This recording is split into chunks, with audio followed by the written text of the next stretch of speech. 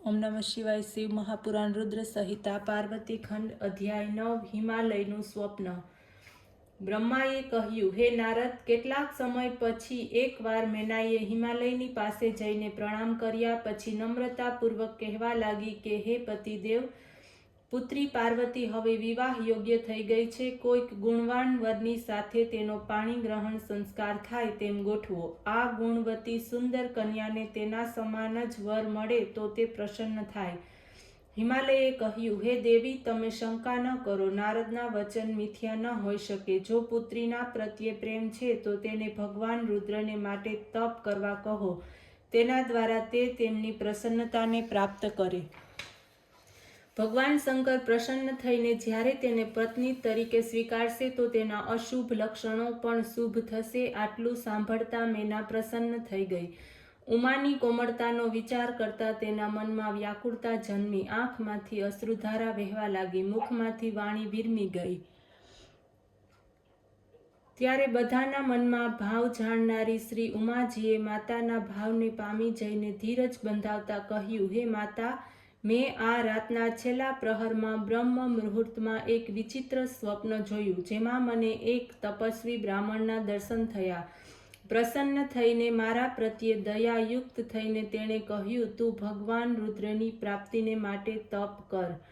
મેનાએ પુત્રીના સ્વપ્નની વાત પોતાના પતિને કહી સંભળાવી। ગિરિરાજ તે સાંભળી પ્રસન્ન થયા। પોતાની પ્રિયાને કહેવા લાગ્યા, હે પ્રિયા, રાત્રિ વીતી ગઈ ત્યારે મેં પણ એક સ્વપ્ન જોયું। એક પરમ ઉત્તમ તપસ્વી મારા નગરની નજીકમાં તપ કરવાને માટે આવ્યા। હું અત્યંત પ્રસન્ન થયો। પુત્રીને લઈને હું તેમની પાસે ગયો। મેં જાણ્યું કે નારદના કહેવા પ્રમાણે વર રૂપે શિવ જ આવ્યા છે। મેં તે તપસ્વીની માટે મારી પુત્રીને સમર્પણ કરી તથા પ્રાર્થના કરી, પણ તેમને કન્યા દ્વારા સેવા કરાવવાની ના પાડી। પછી સાંખ્ય તથા વેદાંત સંમત અનેક વાદ વિવાદો થયા। ત્યારબાદ તેમની આજ્ઞાથી મારી પુત્રી સેવા માટે તૈયાર થઈ। હૃદયમાં તેમની ઈચ્છાને ધારણ કરી મારી કન્યા ભક્તિપૂર્વક તેમની સેવા કરવા લાગી। હે વરાનના, આ રીતે મેં સ્વપ્ન જોયું।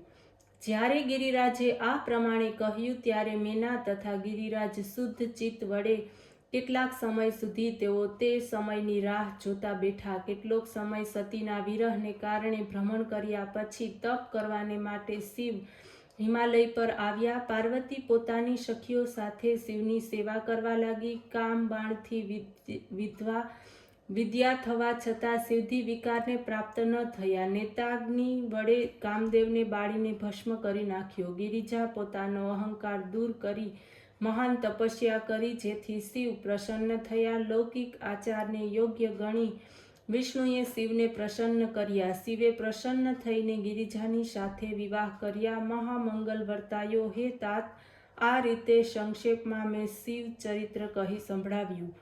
અધ્યાય 10 ભૌમ ગ્રહની ઉત્પત્તિ। નારદે કહ્યું, હે વિષ્ણુ શિષ્ય, મને શિવની લીલા કહી સંભળાવો, જેમાં સતીના વિરહને લીધે દુઃખી શિવે શું કર્યું? શંકર તપ કરવા ક્યાં ગયા? શિવ શિવાનો સંવાદ ક્યાં થયો? પાર્વતીએ તપ દ્વારા શિવને કેવી રીતે પ્રાપ્ત કર્યા? વગેરેની વાતો તમે વિગતે કહી સંભળાવો। બ્રહ્મા તેને જવાબ આપતા કહેવા લાગ્યા, પોતાના સ્થાને આવી ભગવાન શંકર પોતાની પ્રાણ પ્યારી સતીનું સ્મરણ કરવા લાગ્યા। શોકને પામી શિવ પોતાના ગણોને સતીના પ્રેમને વૃદ્ધિને વધારનારી વાતો કહેવા લાગ્યા। તેમણે મનમાં સમાધાન કર્યું, સમાધિનો આશ્રય કર્યો, દુઃખનો નાશ થાય તેમ ઉપાય યોજાયો। કેટલાક સમય તેઓ પર્વત પર રહ્યા। વિકારથી રહિત તેઓ તપ કરવા લાગ્યા।